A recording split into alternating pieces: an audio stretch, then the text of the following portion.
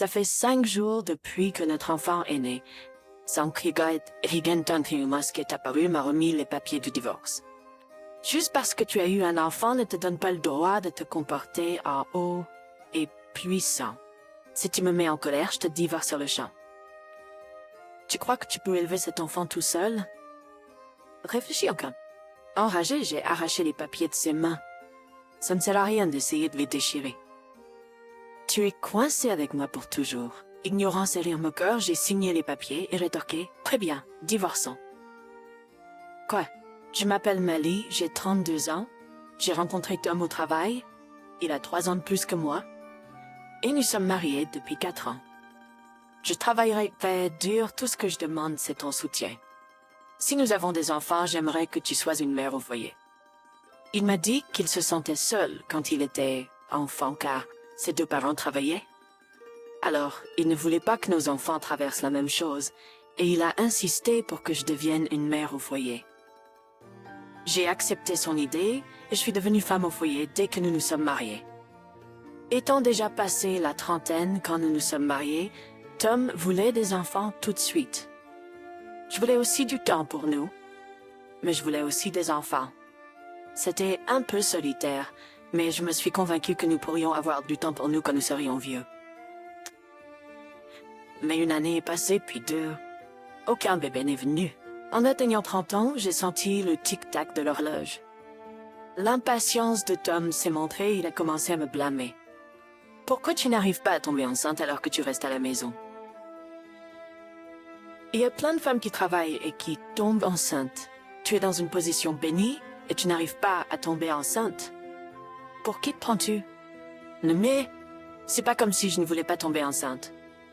Le fait d'être une femme qui travaille ou pas n'affecte pas la capacité à concevoir, mais il agissait comme si c'était de ma faute. On aurait dit qu'il prenait sa frustration sur moi en me donnant des ordres. Tu n'as même pas d'enfant et tu te dois prélasser toute la journée. Tu peux au moins faire ça. Arrête d'être paresseuse. Les tâches qu'il attendait de moi devenaient de plus en plus exigeantes. C'était comme si j'étais été traitée comme une femme de ménage. Cependant, étant loin de ma ville natale, je n'avais pas d'amis à proximité. Je sortais à peine, peut-être juste pour faire les courses. Comme je travaillais pas, j'avais pas beaucoup d'argent à dépenser non plus. Je me sentais piégée. Mais ce n'était pas seulement Tom qui me poussait à bout. 2 ans après notre mariage, sans aucune nouvelle de grossesse, même ses parents ont commencé à poser des questions. Nous recevions des appels d'eux, toujours les mêmes. Des petits-enfants déjà? Et de sa part, c'est de ta faute si tu n'es pas enceinte. Je n'avais personne à qui parler et je me sentais écrasée sous le poids de tout ça. Mon humeur devenait de plus en plus sombre au fil des jours. Mais le cycle apparemment sans fin a été brisé. J'ai finalement été enceinte. Le test de grossesse montrait clairement une ligne positive. Des larmes de joie coulaient sur mon visage. Enfin, j'étais enceinte. J'ai réussi à contenir mon excitation et j'ai envoyé une photo du test à Tom. Je pensais qu'il redeviendrait lui-même une fois qu'il saurait que j'étais enceinte. Chez une photo. Mais aucune réponse n'est venue. Quand il est rentré tard cette nuit-là, il m'a juste tendu son sac et sa veste, comme d'habitude.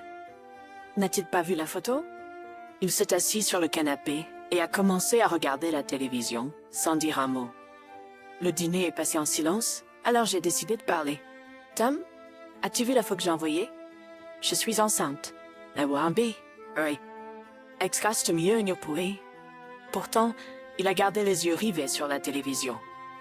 Bientôt, sans changer d'expression du tout, il a dit « On dirait bien. » Vraiment? Tu sais ça? Pourquoi n'es-tu pas heureux? Pourquoi est-ce pas constamment? Je n'arrive tout simplement pas. Une émotion indescriptible m'a submergée. Et c'est notre enfant, tu sais? Tu n'es pas content? Tu as toujours dit que tu voulais un enfant. Tu souhaitais que ça arrive bientôt, n'est-ce pas? Essayant de calmer mon anxiété, j'ai cherché son accord.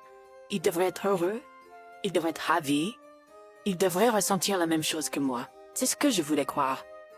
Mais les mots auxquels il a répondu ont brisé mes espoirs. Écoute, ne te prends pas trop pour quelqu'un de grand juste parce que tu es enceinte. Combien penses-tu m'as refait ta dernière? Ne t'attends pas à ce que je sois gentille, juste parce que tu t'y attends. Tu ne travailles pas. Tu vas continuer à faire toutes les tâches ménagères. Ok, je n'avais aucune intention de me relâcher sur les tâches ménagères.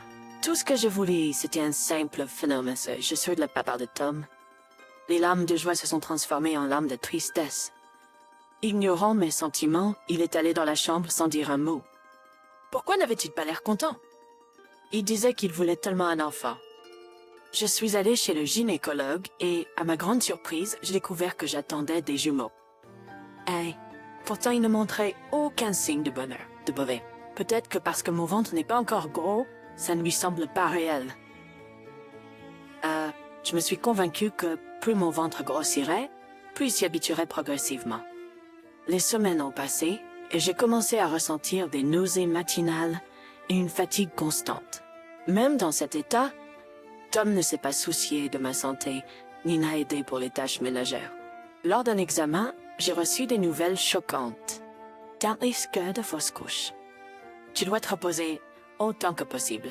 Le mot fausse couche a tout assombri, mais j'ai eu un peu de soulagement en apprenant qu'il y avait encore une chance pour les bébés. Ne m'est-ce de me reposer, Enid. J'avais besoin de la coopération de Tom. J'ai essayé de le contacter, mais comme lorsque j'ai annoncé ma grossesse, il n'y a pas eu de réponse. Quand il est rentré à la maison, je lui ai parlé de l'examen, mais son attitude est restée la même. Après des jours d'agonie, j'ai dû de rendre visite à parents plus tôt que prévu. Dis-lui que ce soir ne vient pas paresseuse et ne prend pas de poids chez tes parents. D'accord?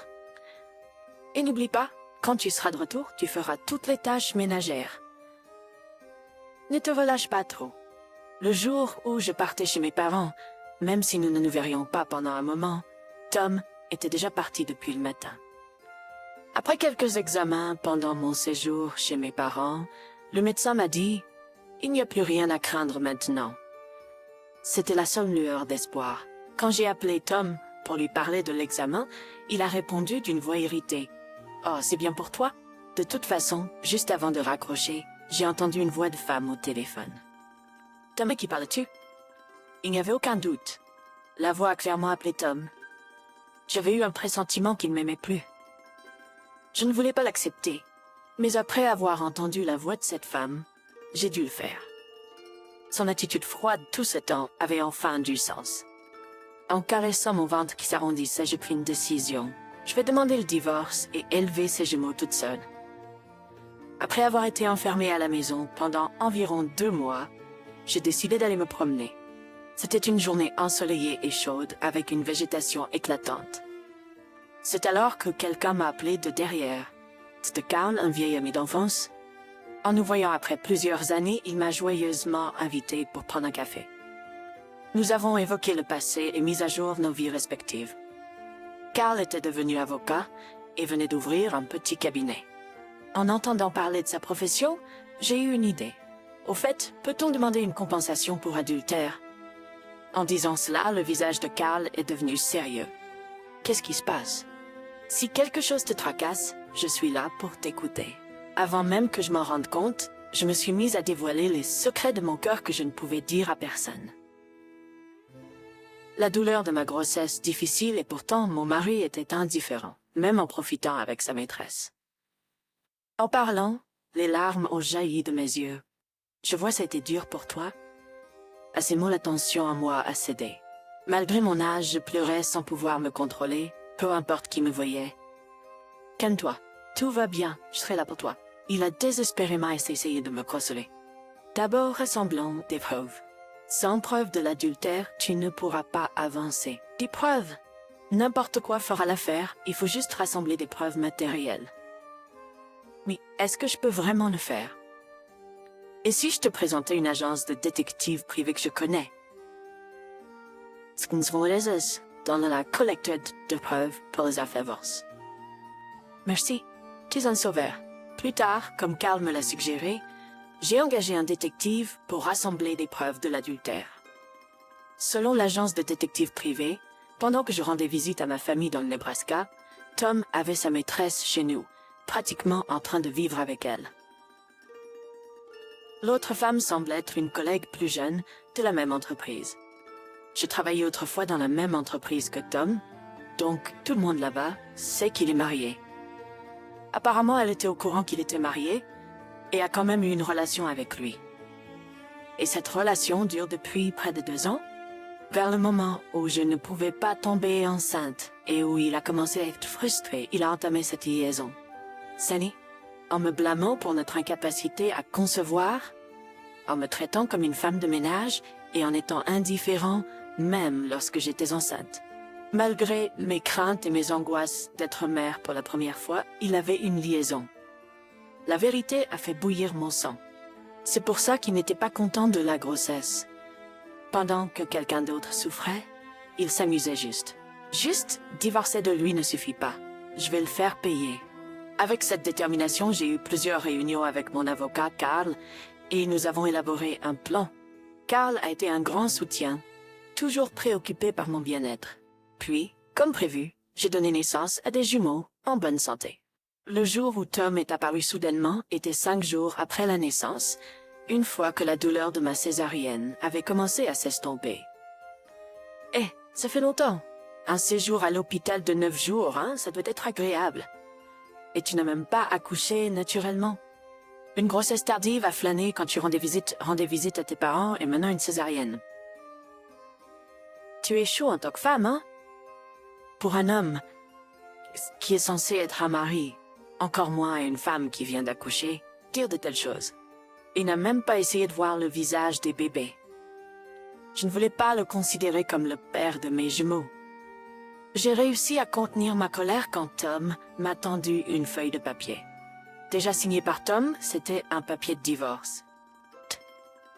Si tu te prends pour quelqu'un de supérieur maintenant que tu as des enfants, je te divorce sur le champ. Tu ne veux pas ça, n'est-ce pas? Et si tu te relâches sur les tâches ménagères à cause d'eux, je ne te pardonnerai jamais.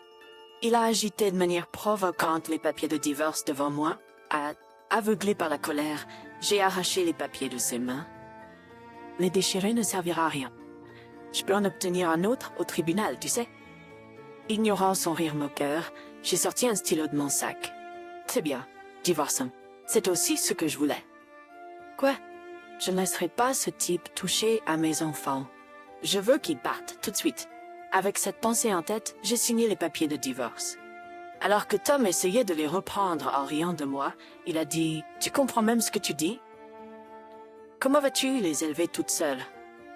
Tu le regretteras. J'ai déjà dit à mes parents que je me divorçais. À partir de maintenant, je vivrai avec eux. Je n'ai pas besoin d'un mari qui me trompe comme toi. Combien de temps penses-tu pouvoir continuer cette comédie? Je ne peux pas vivre sans moi. Il sera trop tard pour le regretter plus tard. » C'est alors que j'ai entendu la voix de Carl. Je suis Carl Smith, l'avocat de Malais. Si tu ne recules pas tout de suite, j'appellerai à l'aide. Surpris par l'apparition soudaine de l'avocat, Tom a immédiatement lâché prise. Qui diable es-tu? Que veux-tu dire par avocat? Alors que Tom essayait de l'intimider en s'avançant et en élevant la voix, Carl est resté imperturbable. Il a probablement déjà vécu des situations comme celle-ci plusieurs fois. Carl a continué calmement ce que j'ai signé. Nous avons déjà obtenu des preuves de l'affaire. Si tu n'acceptes pas le divorce, nous irons en médiation ou même en justice. Si tu refuses de négocier, ce sera un procès. Attends une minute. Je n'ai jamais accepté le divorce. Pourtant, c'est lui qui a évoqué le divorce en premier lieu. Maintenant, il change de discours. Je ne peux plus supporter ces absurdités. Alors que Carl essayait de raisonner avec Tom, je lui ai remis les papiers de divorce déjà signés. Carl, s'il te plaît, occupe-toi de ça. Tom a essayé de les arracher, mais Carl les a rapidement rangés dans sa mallette. Je vais les garder. Il y avait une autorité indéniable émanant du comportement de Carl. Peut-être réalisant qu'il ne pouvait pas aller contre un avocat, Tom s'est tourné vers moi dans le désespoir. Allez, tu plaisantes, n'est-ce pas? Tu ne penses pas sérieusement à divorcer, n'est-ce pas? Comment vas-tu te débrouiller sans moi? Nous avons des jumeaux. Coûte cher. Tu serais dans une impasse sans moi, n'est-ce pas? Je lui ai lancé un regard froid. Pendant un moment, il a été pris de court. Que dis-tu après avoir été celui qui a évoqué le divorce? Tu n'as pas l'intention d'aider pour les tâches ménagères ou les enfants, n'est-ce pas? Je sais au moins ça. Qu'est-ce que c'est que cette histoire de devenir mon serviteur? Te permets pas de rabaisser les femmes. Il se tenait là, abasourdi par mon explosion. J'ai fait passer mon message. Désormais, si vous avez quelque chose à dire, passez par Karl. Ça ne sert à rien de venir ici. J'ai demandé à tout le monde de ne pas vous laisser en ancienne. Nous n'avons plus rien à nous dire. Partez. En entendant cela, le visage de Tom est devenu rouge vif, et il a levé le poing en colère. Qu'est-ce que c'est que ça? Cependant, un raclement de gorge de la part de Karl l'a ramené à la raison, et son poing autrefois serré s'est détendu. C'est comme ça. S'il vous plaît, acceptant sa défaite, Tom a quitté la pièce avec les épaules affaissées. Ensuite, j'ai demandé à mes parents de déposer les papiers de divorce à la mairie. Ils ont été acceptés sans problème, et enfin, le divorce était officiel. Depuis ce jour, j'ai été bombardé d'appels et d'emails de Tom, alors j'ai changé de numéro de téléphone portable. Quant au reste, Karl étant le professionnel qu'il est, a géré tout cela brillamment. J'ai même réussi à obtenir une pension alimentaire substantielle de Tom et de sa maîtresse, donc je ne vais pas avoir de difficultés financières pendant un moment. Quelques mois plus tard, la rumeur de leur liaison s'est répandue au travail. La maîtresse a démissionné immédiatement et Tom a été muté dans un endroit reculé. Mais même là-bas, les rumeurs se sont répandues. Avec une baisse de salaire et la pression des collègues, il a déserté et a finalement été licencié. Pendant ce temps, je suis retournée chez mes parents, travaillant dur tous les jours pour élever mes enfants. Tout est nouveau et difficile, mais avec le soutien de mes parents et de Karl, je m'en sors. Coq! Il s'avère que Karl avait des sentiments pour moi depuis longtemps. Il a même avoué, en disant que ça ne le dérangeait pas si j'avais des enfants ou un mariage précédent, et m'a demandé de sortir avec lui. Il m'a dit que je pouvais prendre mon temps pour répondre, mais mes sentiments étaient déjà clairs. Il traite les jumeaux comme s'ils étaient les siens. Mes parents et moi sommes profondément reconnaissants pour tout ce qu'il a fait pour notre famille. Les mots ne peuvent exprimer à quel point je suis reconnaissante. Je veux commencer une nouvelle vie et construire un bonheur avec lui. Merci d'avoir regardé la vidéo jusqu'au bout. Si vous vous êtes identifié au contenu, veuillez laisser une note positive et un commentaire.